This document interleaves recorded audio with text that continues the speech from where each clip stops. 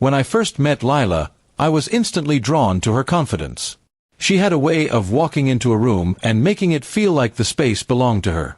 We dated for 2 years, and during that time, I truly believed we had something special. I worked hard, saved up, and planned the perfect proposal. I booked a rooftop restaurant, arranged her favorite flowers, and even hired a small band to play her favorite song. I thought I was about to give her a night she would never forget. When I got down on one knee and asked her to marry me, she didn't cry tears of joy. Instead, she smirked. "Queens don't take less than they deserve," she said loud enough for everyone around to hear. My heart sank.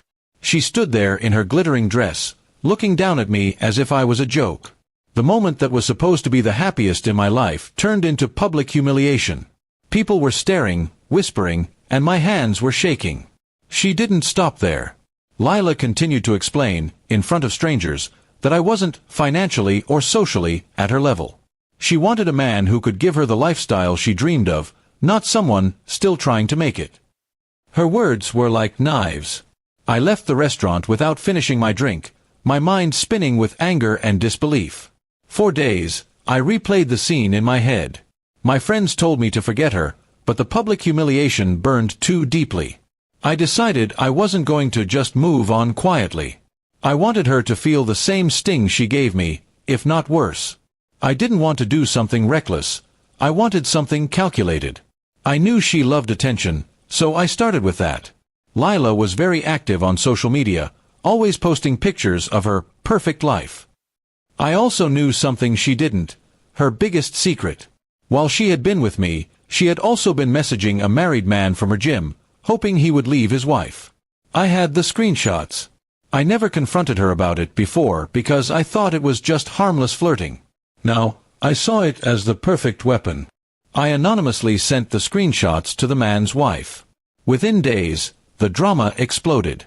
The wife exposed Lila on social media, tagging her in posts that quickly went viral in our city. Lila's queen image started to crack, and people who once admired her began questioning her morals. But I wasn't done yet. A few weeks later, I ran into a friend of hers at a party. Casually, I mentioned that Lila had turned me down because she thought I wasn't good enough.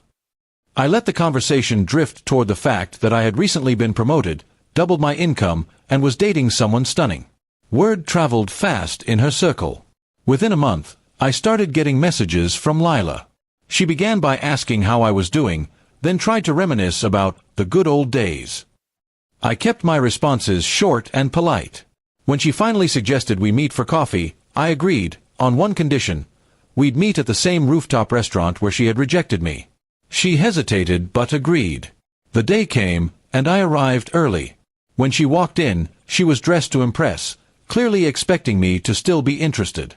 I let her talk for a while about how she'd been re-evaluating her life and realized she might have been too harsh before.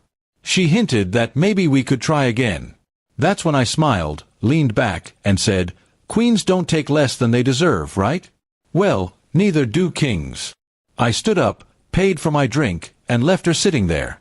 The look on her face was worth every second of planning. From that day on, I stopped thinking about revenge. It had already been served, cold and satisfying. I focused on my new relationship, my career, and building a life where my worth wasn't questioned. But I knew Lila would never forget that moment.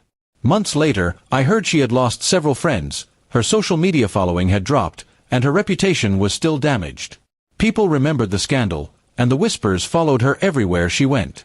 She had once been the woman who thought she could humiliate me in public. Now, she was the one everyone whispered about behind her back. I don't know if she ever truly realized how much her words hurt me that night, but I do know one thing. She learned that even the most confident queen can fall from her throne. And sometimes, the fall is exactly what they need to remember they're human. Looking back, I don't regret what I did. It wasn't about being petty, it was about restoring my dignity. She taught me a painful lesson about pride, and I taught her one about consequences. In the end, we both got exactly what we deserved.